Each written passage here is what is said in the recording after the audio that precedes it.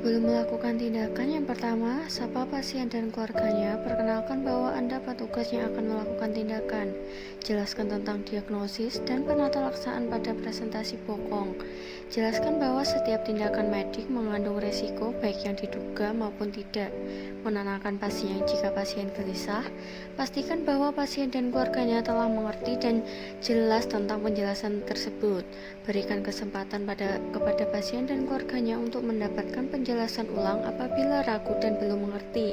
Setelah pasien dan keluarganya mengerti dan berikan persetujuan untuk dilakukan tindakan ini, mintalah persetujuan secara tertulis dengan mengisi dan menandatangani formulir yang disediakan.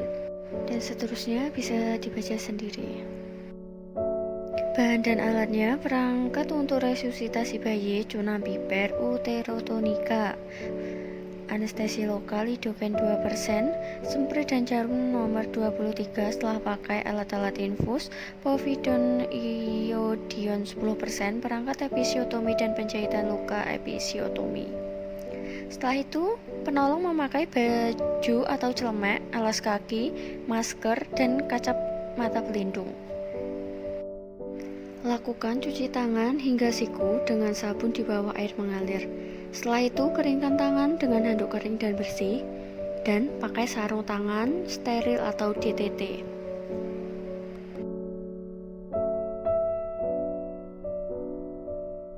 Memasang duk atau kain penutup yang steril. Setelah itu, mengosongkan kandung kemih.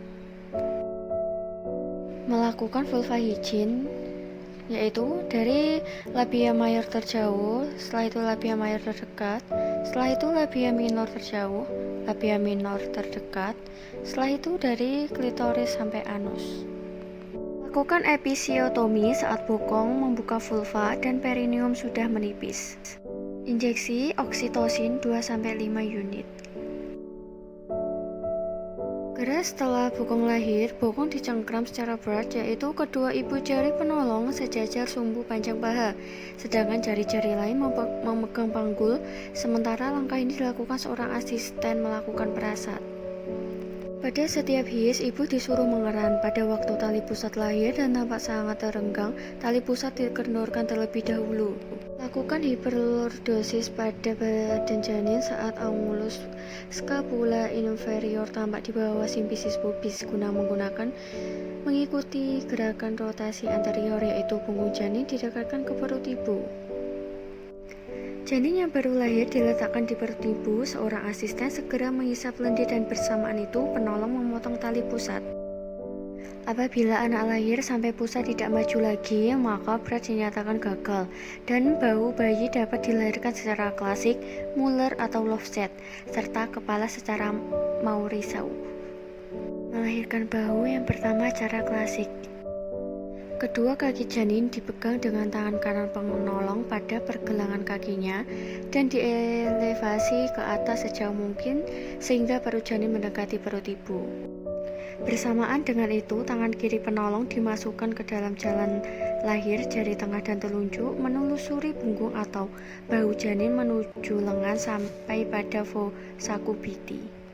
Dua jari tangan tersebut ditempatkan sejajar dengan humerus dan lengan bawah janin dikeluarkan dengan bimbingan jari-jari tersebut, atau lengan bawah dilahirkan dengan gerakan seolah-olah lengan bawah mengusap muka janin.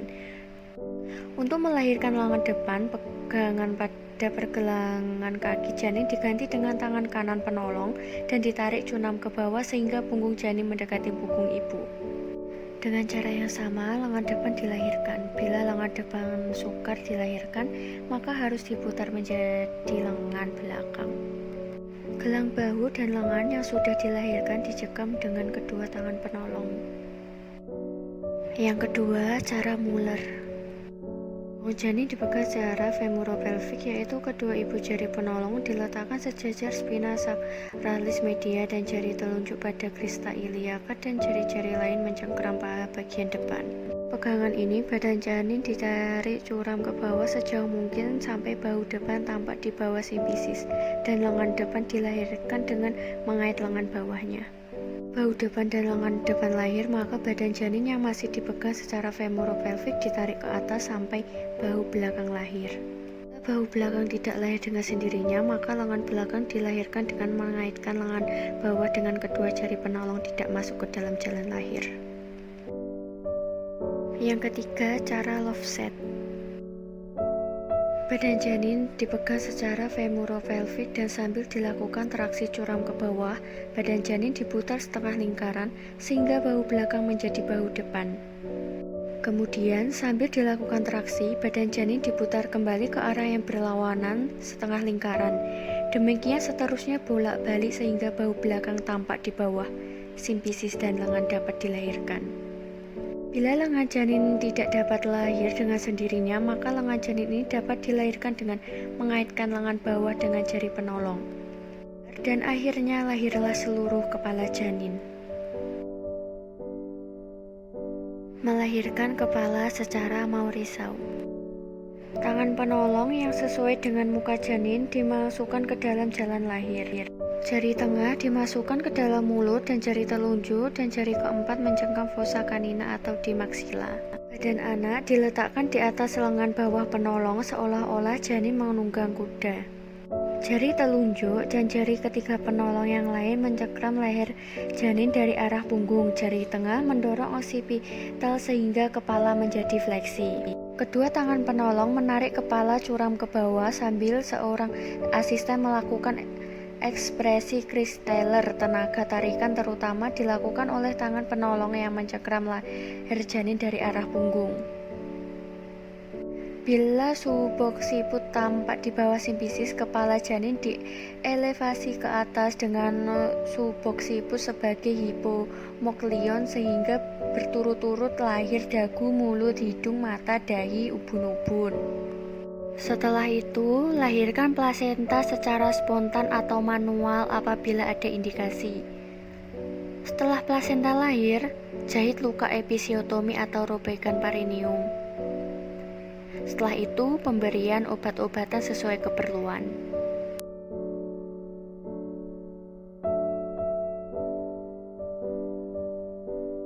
Pasca tindakan, lakukan pemeriksaan dan pengawasan kala 4.